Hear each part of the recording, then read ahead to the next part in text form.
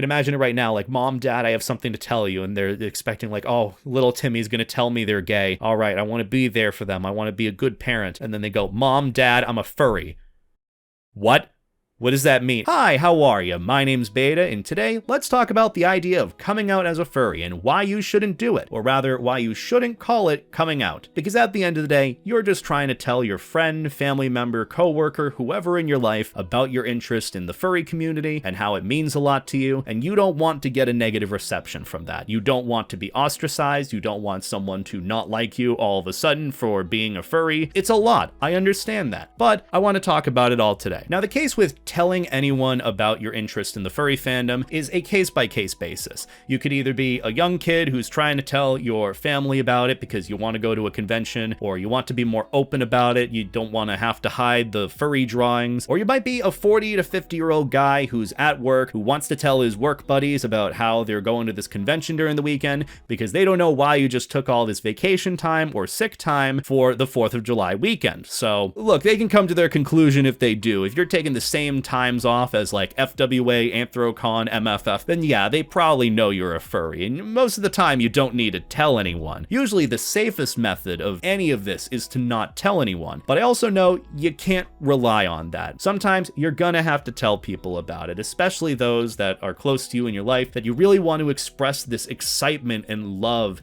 and passion for this hobby or community that you don't know how people are going to react to once you tell them about being involved in it. But today I want to talk about the concept of coming out as a furry and why you shouldn't do it, why you shouldn't call it that, and I want to give an in-general solution for how you can tell your friends, family, whoever it may be, about your interest or participation in the furry fandom. So to start things off, what does it mean to come out in general? Well, a more proper definition of coming out is it's a shorthand phrase for coming out of the closet, which is used to describe the disclosing of an LGBT individual's sexual orientation, romantic orientation, or gender identity. The whole LGBTQIA+ umbrella. It's an idea of telling those or coming out about your identity. So with that in mind, I feel like at a very rudimentary level, with giving someone their first impression of the furry fandom per se, or at least their first impression of you being a furry, associating that interest in the furry fandom with sexual orientation is not great.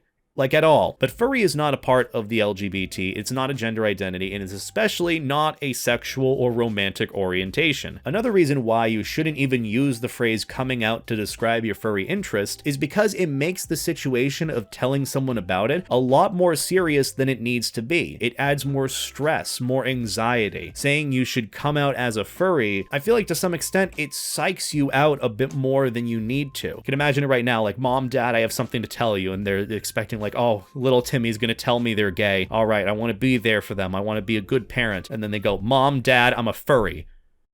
What?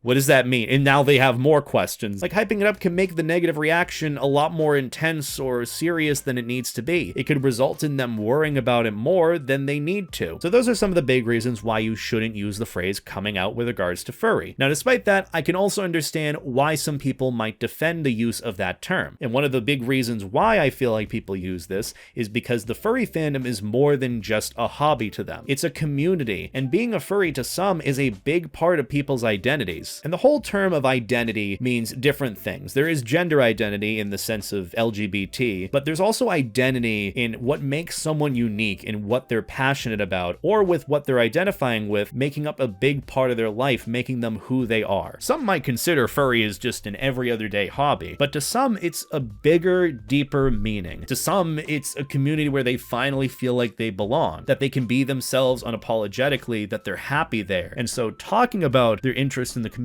might not boil down to just it being a hobby, and the stress of not wanting someone to think poorly of you because of it is very much there. That's why comparing the furry fandom to like playing Destiny 2 is like comparing apples to oranges. And this is especially the case knowing that furry is a massive community now, with several sub-communities and sub-interests within the community that you can enjoy it for many different reasons. There are even some furries whose jobs and businesses are tied to the fandom entirely, like freelance artists, fursuit makers, makers, and so on. Hell, theoretically, you can make your entire life about furries and the furry community. Is it advised? Well, from someone who's been stuck on furry YouTube for over 5 years now, it's absolutely not. So even though being a furry is just a hobby, there's so much more to it that anyone can enjoy that can have deep-seated meaning than just an every other day thing they participate in. And that's why I feel some might consider furry as a part of their identity, with it being a means of expressing themselves and delving into something they truly love and enjoy, with also the fear in mind that they're going to be ostracized by the people around them who might not be so privy to furries. That's the other thing to go into. Not everyone is accepting of furries or liking of them,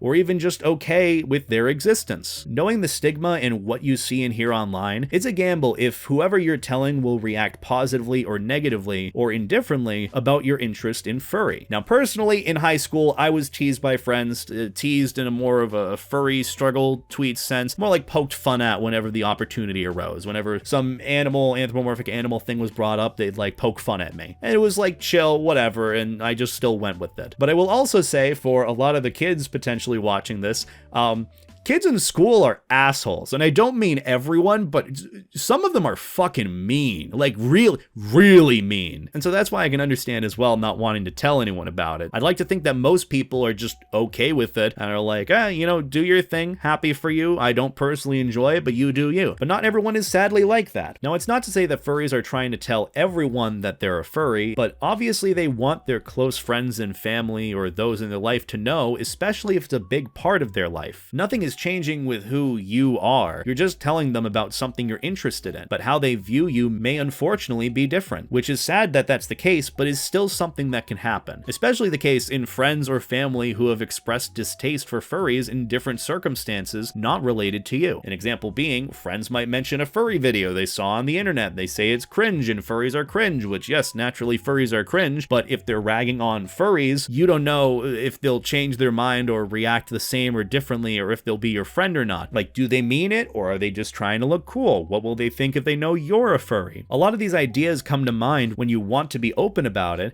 and there is clear resentment from it from those around you. And maybe it could just be a case of they don't really know until they meet you or know that you are. So it could be one of those things where it's a wake-up call, which I'd like to think, in like a happy ever after Barbie movie sort of thing. Like, yeah, that happens, but this is the real world, and the real world sucks, and people suck. Sorry, I'm a bit of a pessimist here, but point being. So we've talked about what coming out means with regards to furry, or just in general. With that in mind, you can say whatever you want at the end of the day. If you want to call it coming out as a furry, you can. I'm not going to correct you on it. I really don't care to. And so that's why now I want to talk about the two different options you have. The first option in you don't have to tell people you're a furry, and the second option being how you can tell people about your furry interest. I want to say this right now, the best and safest option, don't tell them to begin with. If they don't need to know in order for you to be a furry or enjoy your hobby, and you're able to swoosh around it, they don't need to know, which likely a lot of people don't need to know. This is not to say that you should be elusive about it, or you should keep the secret of it. I'm not telling anyone here to keep secrets per se, but it's just one of those where you don't know how people are going to react to it. So you kind of have to use your best judgment on a case-by-case basis. If you have like an openly conservative uncle who wears a Make America Great Again hat, then yeah,